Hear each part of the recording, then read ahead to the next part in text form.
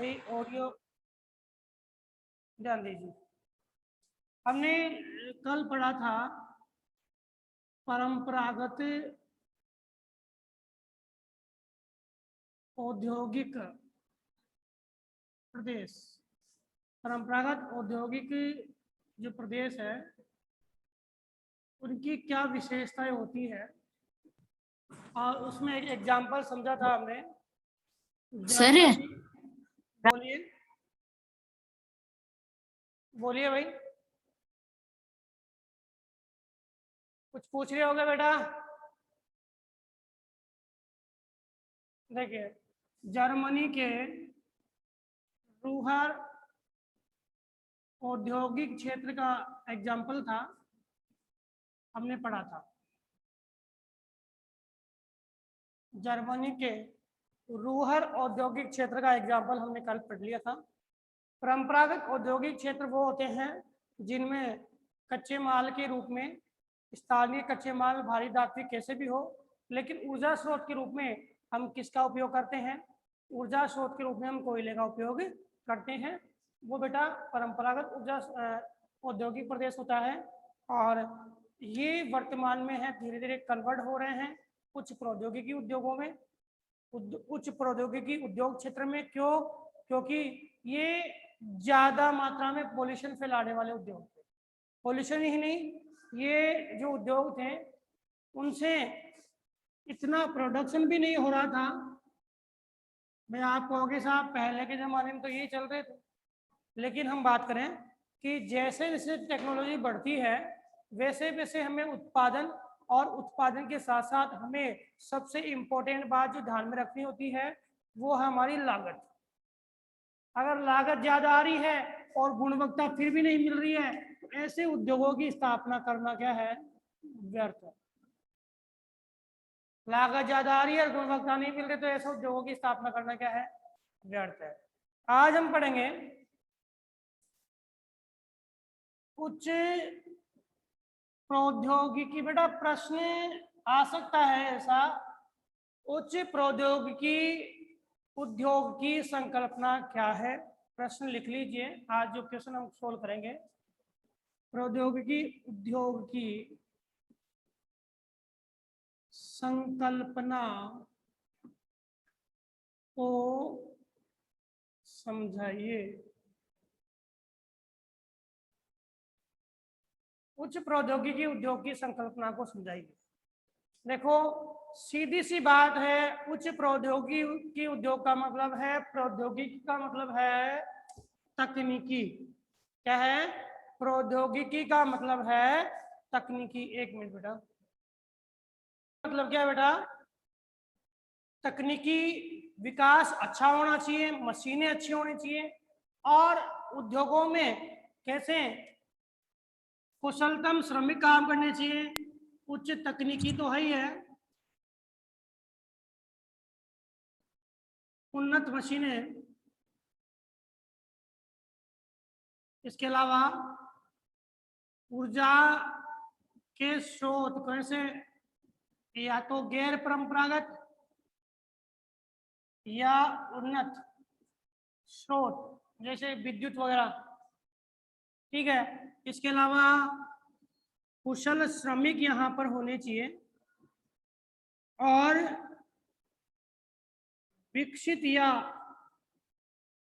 विकसित बाजार लिख सकते हो आप इसको, बाजार के स्रोत होने चाहिए। उन्नत परिवहन माध्यम यहाँ पर होने चाहिए, उन्नत परिवहन माध्यम यहाँ पर होने चाहिए। ठीक है, क्लियर है? ये आपके उच्च प्रौद्योगिकी उद्योग में होने चाहिए। कुछ तकनीकी, उन्नत मशीनें, ऊर्जा के स्रोत, कुशल श्रमिक, विकसित बाजार के स्रोत, उन्नत परिवहन के माध्यम यहाँ पर होने चाहिए। एक बिंदु यहाँ पे आपकी बुक में दिया हुआ है, जिनके पास में बुक है वो देखें, सबसे ऊपर ही लिखा हुआ है कि जो निर्माण उद्योग उच्च प्रौद्योगिकी उद्योग होंगे वो निर्माण उद्योग उच्च प्रौद्योगिकी उद्योग होंगे जो नवीन पीढ़ी के अनुसार प्रोडक्शन कर रहे हैं, यानी जिनकी टेक्नोलॉजी हाई है, वर्तमान स्तर के साथ मिलकर के वो चल रहे हैं, उन्हें हम उच्च प्रौद्योगिकी उद्योग कहेंगे। देखो इसमें बड़ी बात नहीं है, इस उद्योग को हम कैसे समझेंगे, उच्च यानी ऊंची और प्रौद्योगिकी यानी तकनीकी, जहां पे बेस्ट टेक्नोलॉजी काम करती है, उसे हम क्या बोलेंगे, उच्च प्रौद्योगिकी उद्योग। यही उच्च प्रौद्योगिकी उद्योग की मूल संकल्पना है। अब इसमें क्या क्या होने चाहिए वो आपके सामने है।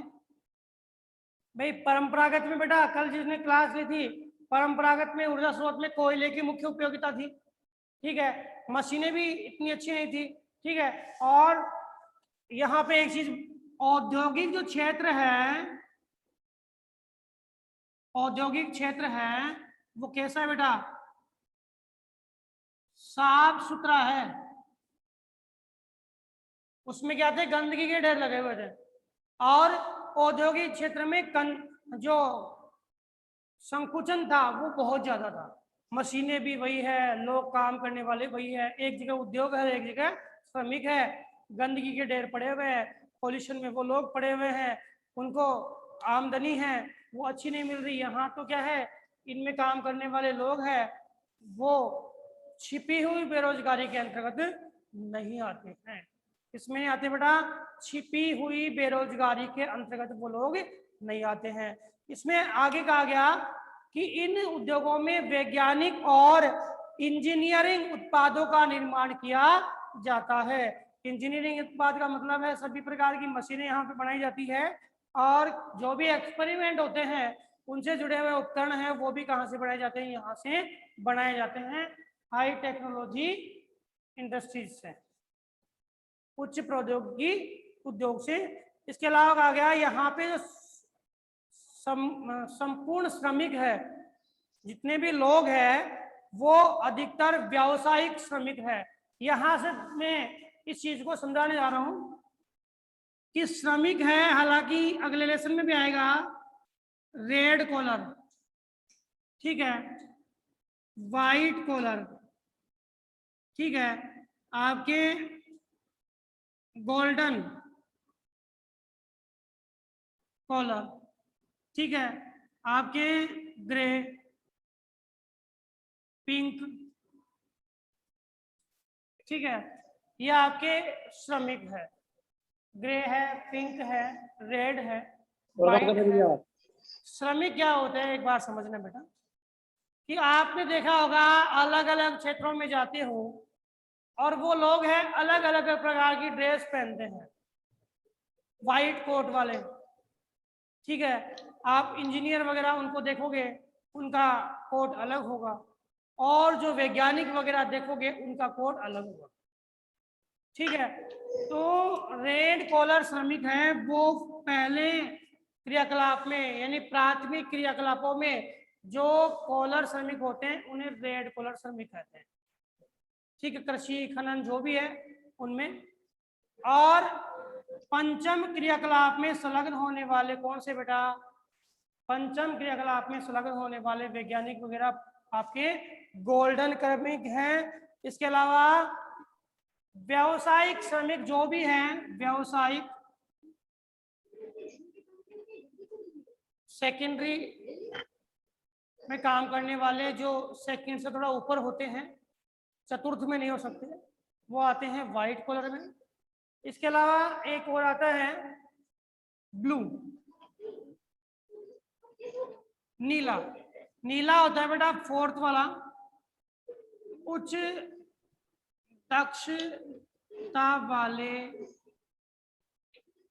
विशिष्ट श्रमिक। प्रश्न आ जाएगा जो आया हुआ है इस बार प्रश्न का, उच्च दक्षता वाले विशिष्ट व्यावसायिक श्रमिक है उनको हम क्या बोलते हैं, ब्लू कलर श्रमिक। कौन से बोलते हैं भाई, ब्लू यानी नीला, नीला। अब दो रह गए साहब आपके, पिंक और ग्रे। यहाँ पे है द्वितीय जो क्रियाकलाप है उससे कुछ ऊपर जो सेवा सेक्टर में काम करते हैं उसमें जो महिलाएं होती हैं उनको तो हम पिंक कलर में लेते हैं, और जो पुरुष होते हैं उनको हम ग्रे कलर में लेते हैं। ये लगभग थर्ड के आ गए। महिलाएं द्वितीय से ऊपर है, पिंक कलर में महिलाएं होती है और ग्रे कलर में क्या होती है आपके कॉलर बोल रहा हूँ, कलर नहीं बोल रहा।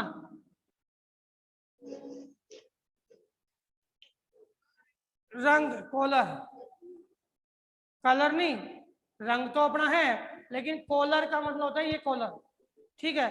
उससे रिलेटेड जो आपके श्रमिक है उनकी बात कर रहे हैं। रेड जो आपके प्राथमिक में है, व्हाइट जो आपके व्यवसायिक है, गोल्डन जो फिफ्थ में है, ग्रे पुरुष जो द्वितीय से थोड़ा उच्च दक्ष होते हैं, पिंक महिलाएं जो द्वितीय से थोड़ा उच्च दक्ष होती है, और ब्लू उच्च दक्षता वाले विशिष्ट उच्च दक्षता वाले विशिष्ट श्रमिक।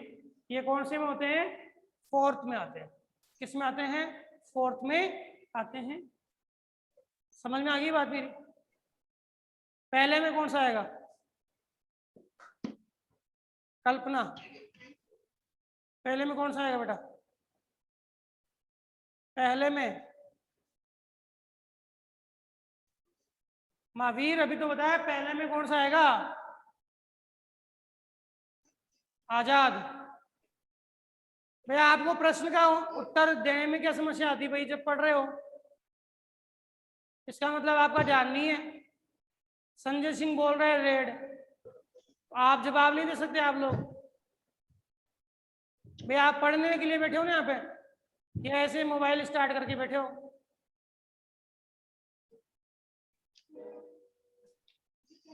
गोल्डन 5, व्हाइट व्यवसायिक है, ग्रे पुरुष थर्ड, और ग्रे पिंक महिलाएं, और विशिष्ट उच्च श्रमिक।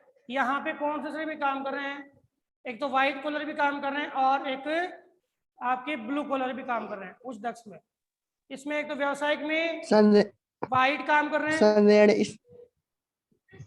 इसमें है सर। सर रेड इसमें है क्या? रेड सर रेड इसमें है। रेड? Yes sir. अभी तो बोला था बेटा, कुछ जवाब ही दिया है। रेड का मतलब फर्स्ट है, लाल का मतलब पहला, और व्हाइट में व्यवसायिक। हाँ व्यवसायिक द्वितीयक में आते हैं। यहाँ पे द्वितीयक भी काम करेंगे ना, और चौथे वाले भी काम करेंगे, यानी उच्च दक्ष या नीले भी काम करेंगे। यहाँ पे नीले और व्हाइट। अब उससे कुछ दक्ष वाले यानी व्हाइट से थोड़ा दक्ष व्यवसायिक श्रमिक से तो ऊपर पुरुष तो है ग्रे में और महिलाएं हैं पिंक में, ठीक है। अब हम बात करें कि इनमें जो श्रमिक काम करते हैं, जो यहाँ पे कुशल श्रमिक है, ये आपके उन्नत जो आपके श्रम की बात करें तो ये किससे प्राप्त करेंगे? ये कंप्यूटर आधारित कंप्यूटर मशीनों की सहायता से श्रम कार्य करेंगे। यहाँ पे रोबोट मानव यंत्र भी है उपयोग किया जाता है, ठीक है। धातु पिघलाने से लेकर निर्माण से लेकर ये सारा काम मशीनों से करेंगे, और ये श्रमिक होते हैं वो दक्ष होते हैं। कैसे करेंगे बेटा? जैसे कोई हमें धातु शोधन करनी है, हमने मशीन में फीड कर दिया ये चीजें, इस प्रकार से वो पिघलेगी, इतनी मिनट में ये काम होगा, इतनी मिनट में काम होगा, कौन सा उत्पादन किस स्थिति में विभाजित होगा, ये सारा काम हमने मशीन में फीड कर दिया। मशीन क्या करेगी? हाँ क्यों? क्या देखा तो काट वाला क्या क्या बोल रहे हो बेटा? हाँ बेटा क्या बोल रहे हो अश्विनी?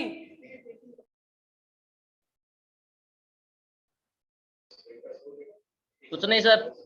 अभी अभी कौन क्या बोल रहा था? आप ऑडियो बंद ही रखा करो, और आपको कोई भी प्रश्न करना हो तो आप आज से अपने प्रश्न को लिख के भेजोगे, ठीक है, ऑडियो कोई कोई ऑन नहीं होना चाहिए।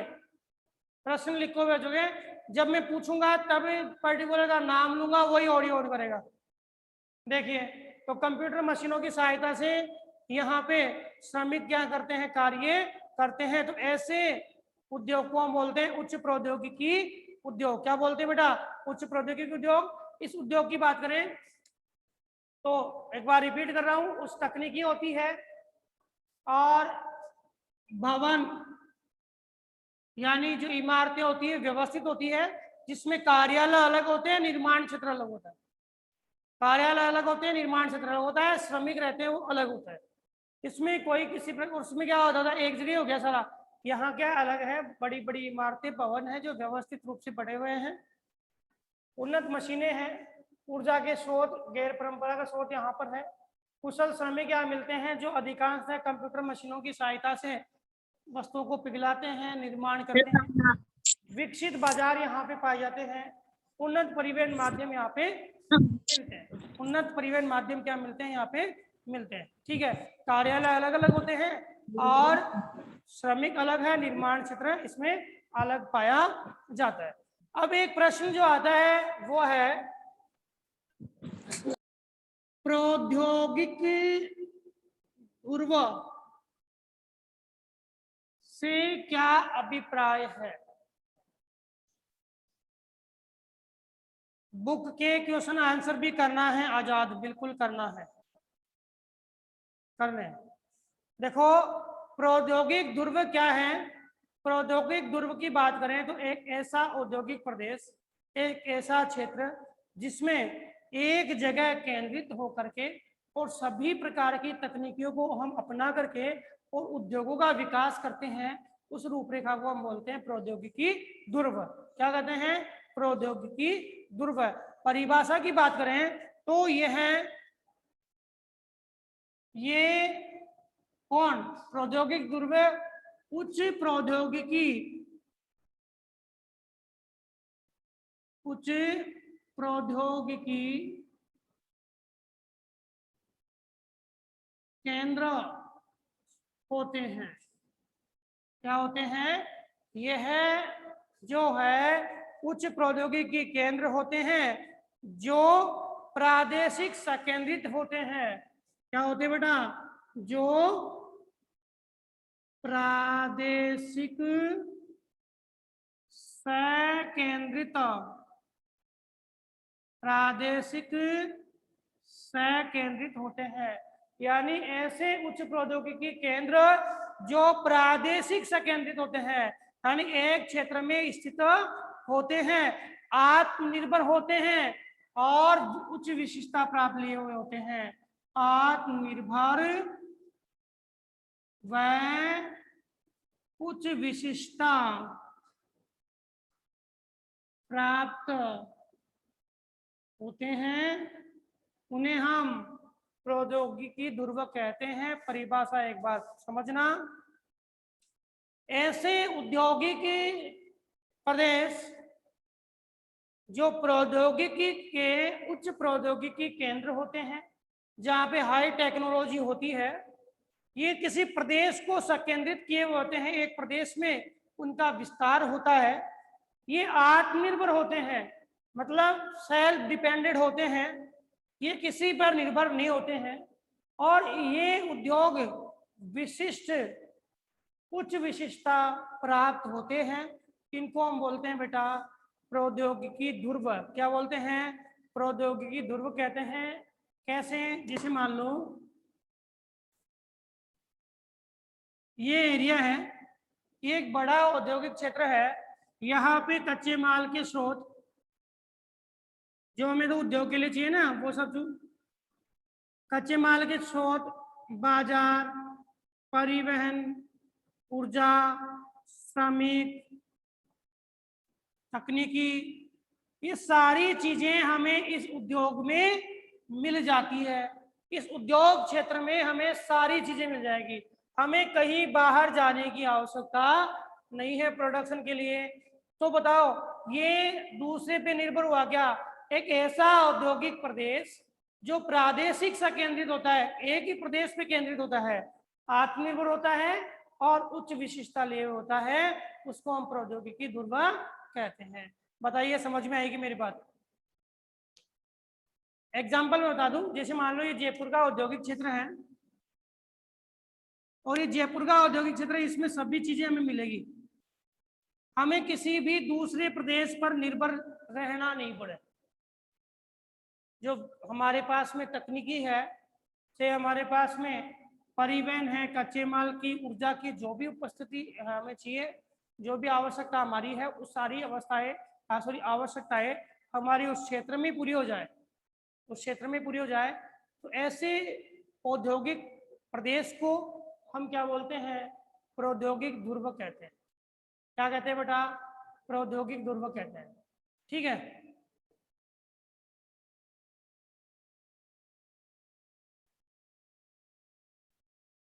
ठीक है, समझ में आ गया? अरे क्या बोल रहे हैं, ओबीटी वगैरह कर लिए तो आप उनको अपनी नोटबुक में लिख के रखो, जो भी कर लिया काम आपको समय पे मंगवा लेंगे। एक दो लेसन होने के बाद में आपका टेस्ट भी लिया जाएगा। जैसे अब तीसरा लेसन चल रहा है आपका, ठीक है, ये लेसन हो जाए उसके बाद डिसाइड करेंगे टेस्ट की भी। टेस्ट भी आपका ऑनलाइन ही होगा। समझ में आ गई बात? कौन से हाँ कौन से बिल्कुल, चैप्टर का? ऑनलाइन ही होगा, निश्चित टाइम दे देंगे आपको। तो एक बार रिपीट कर रहा हूं, ऐसे क्षेत्र जो प्रादेशिक संकेंद्रित होते हैं, आत्मनिर्भर होते हैं, उच्च प्रौद्योगिक विशिष्टता लिए हुए होते हैं, उन्हें हम प्रौद्योगिकी केंद्र कहते हैं। इसके उदाहरण की बात करें तो इसका उदाहरण है आपके अमेरिका है, अमेरिका का सिएटल, सिएटल का सिलिकॉन वन और सैन फ्रांसिस्को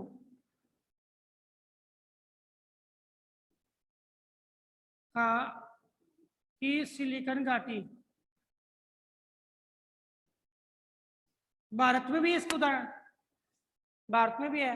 कौन सा? बेंगलोर। बेंगलोर को क्या बोलते हैं बेटा? Silicon valley. भारत की सिलिकॉन वैली क्या है? बेंगलोर। सिलिकॉन घाटी है वो किसके लिए प्रसिद्ध है?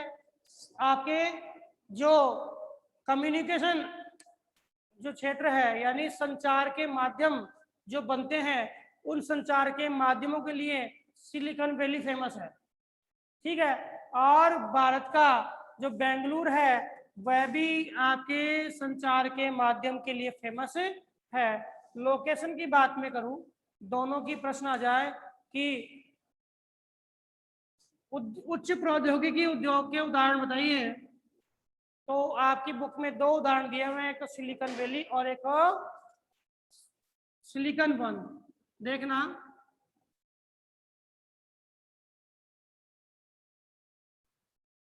देखो ये तो आपका हो गया कैलिफोर्निया। कैलिफोर्निया का ये वाला पार्ट है, कैलिफोर्निया का ये वाला पार्ट है दक्षिण वाला, ये तो आपका है कौन सा? सिलिकॉन घाटी।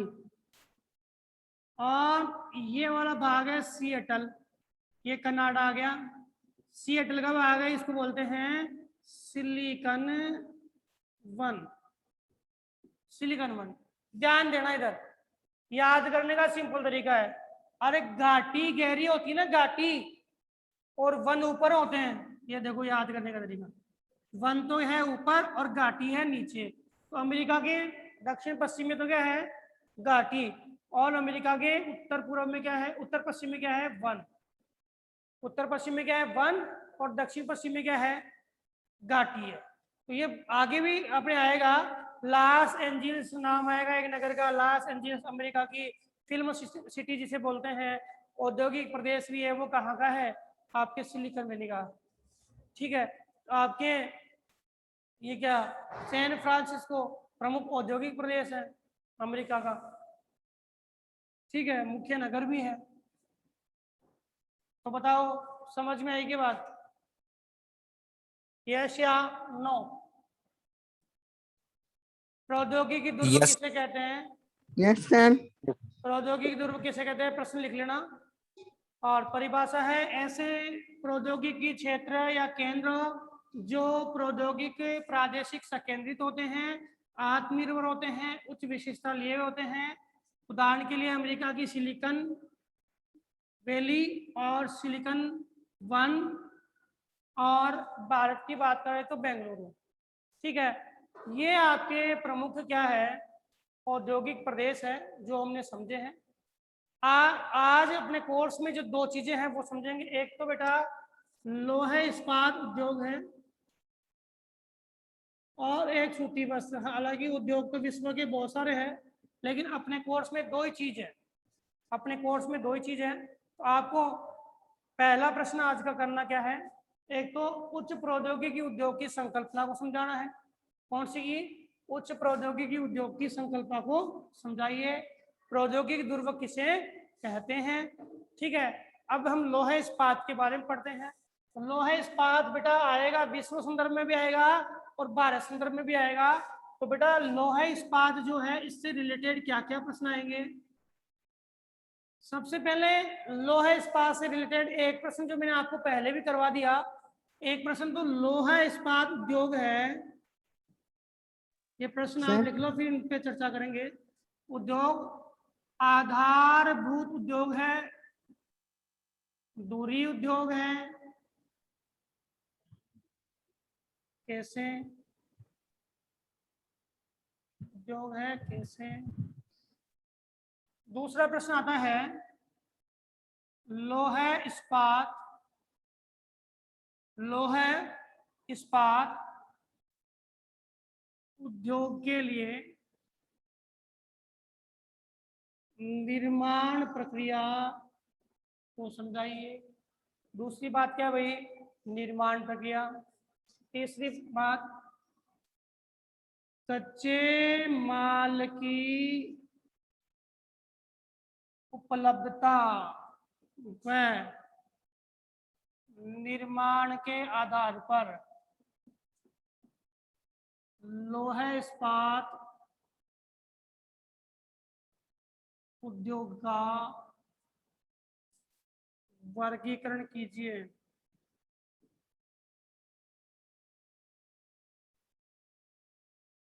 लोहे इस्पात उद्योग का वर्गीकरण कीजिए।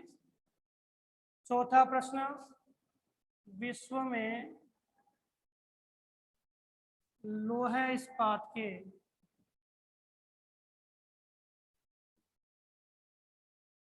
प्रमुख क्षेत्र लिखिए।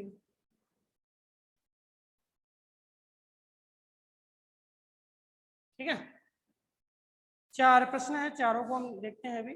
यानी क्षेत्र का मतलब है वितरण, क्षेत्र का मतलब क्या है? वितरण। चारों प्रश्न लिख लिए कि बेटा आपने? चारों प्रश्न लिख लिए? स्टार्ट करूं एक एक को? Yes sir. मिटा दूं? नो सर, एक मिनट रुको। जल्दी से लिख लो बेटा।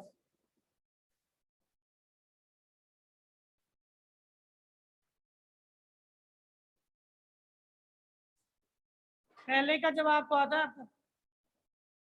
पहले का जवाब बताइए, पहले प्रश्न का जवाब।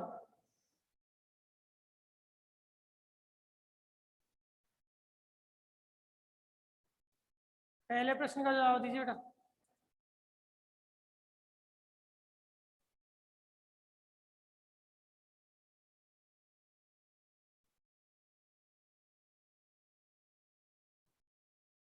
देखो पहले प्रश्न के अंतर्गत देखें तो लोहे इस्पात उद्योग सभी उद्योगों के लिए, सभी उद्योगों के लिए कच्चे माल के रूप में काम आता है। सभी उद्योगों के लिए कच्चे माल के रूप में काम आता है, इसलिए इसको हम आधारभूत उद्योग कहते हैं। यानी छोटी से छोटी जो वस्तु है, जो मशीन के रूप में, और बड़ी से बड़ी मशीन है, उसका निर्माण किससे हो रहा है? लोहे के इस्पात के द्वारा हो रहा है। लोहे इस्पात के द्वारा ही ये मशीन है वो सभी उद्योगों के लिए किसका काम कर रही है, कच्चे माल का।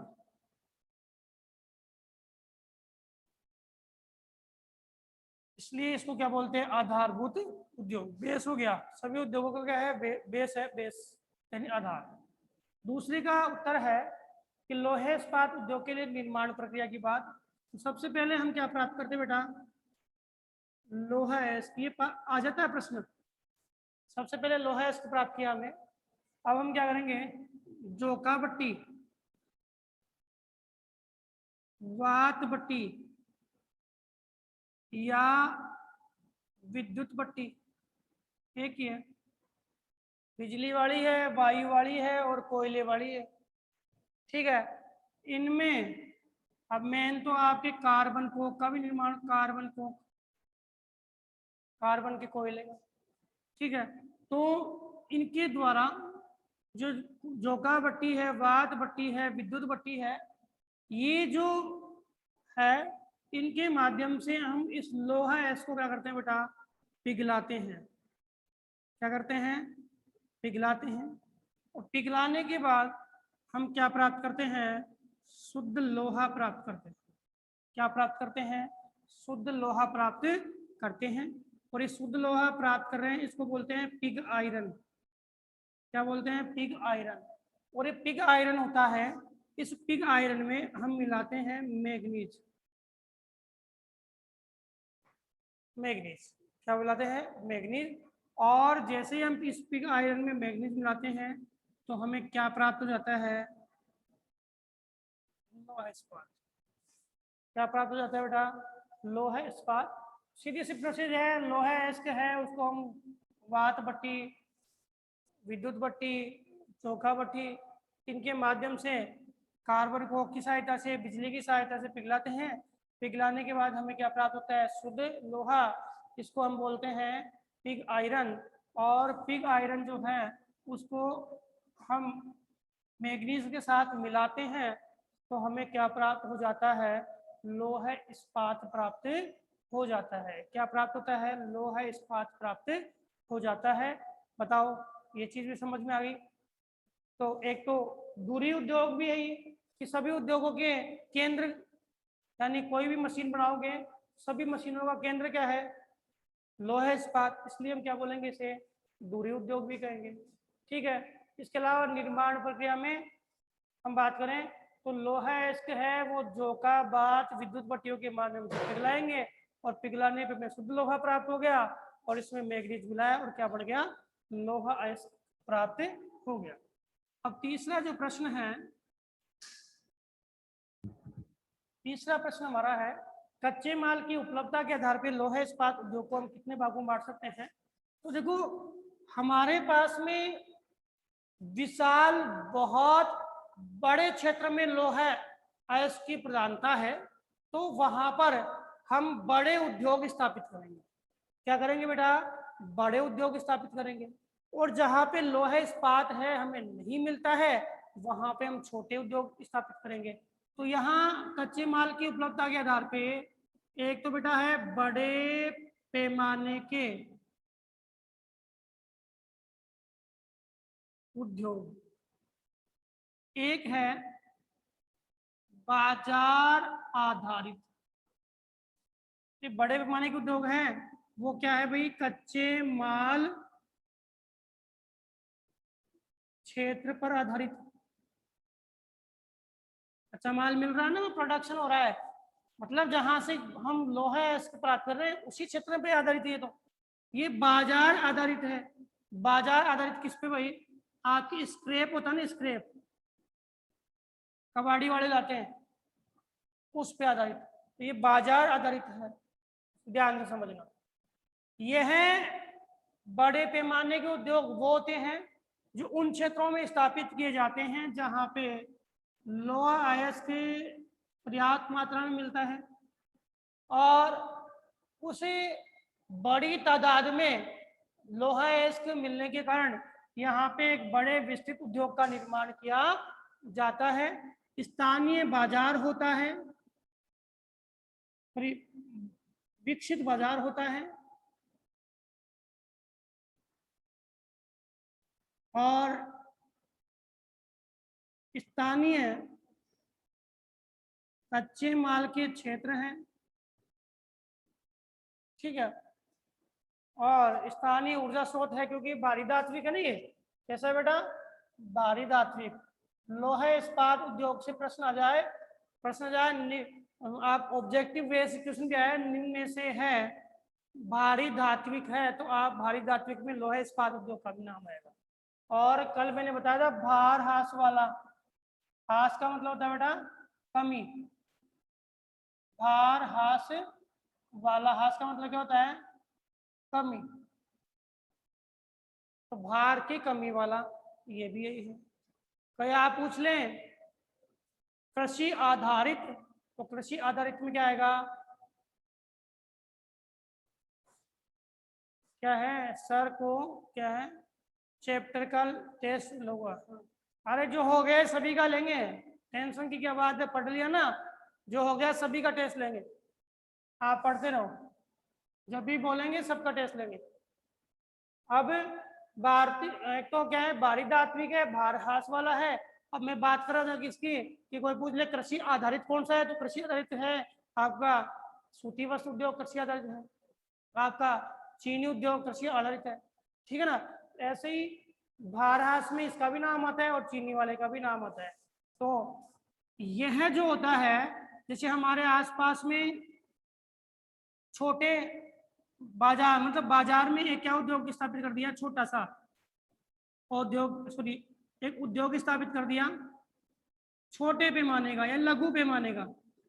अब ये क्या करेगा, इसको किसी विशिष्ट कच्चे माल की आवश्यकता नहीं है, मतलब विशिष्ट का मतलब है कोई बड़े क्षेत्र से कच्चे माल की आवश्यकता नहीं है। ये क्या करेंगे, कबाड़ी वाले जानते हैं ना, कबाड़ी वाले क्या करते हैं, घर घर जा करके और लोहे की वस्तुएं लेके आते हैं। अब ये लोहे की वस्तु लेके आएंगे, इसको तो क्या करेंगे, वो सारी प्रोसेस चाहिए, पिघलाना, मैग्नीज मिलाना, वो सारी प्रोसेस चाहिए। इनमें क्या होता है कि लोग जाते हैं कबाड़ी वाले और वस्तुएं लेकर के आते हैं, और वस्तुएं लेके आने के बाद उसको क्या करते हैं, पिघलाते हैं और नए साँचों में डाल देते हैं। आधी मिनट है बेटा, मैं एक बार जोड़ सकता हूँ क्लास को, साँचों में डाल लेते हैं। ऐसे उद्योग को क्या बोलते हैं बेटे, बाजार आधारित उद्योग। क्या बोलते हैं, बाजार आधारित उद्योग। दो प्रकार के हो गए सामग्री के आधार पे, एक तो बड़े पैमाने के जिसमें वो सारी प्रोसेस होती है, और एक बाजार आधारित उद्योग।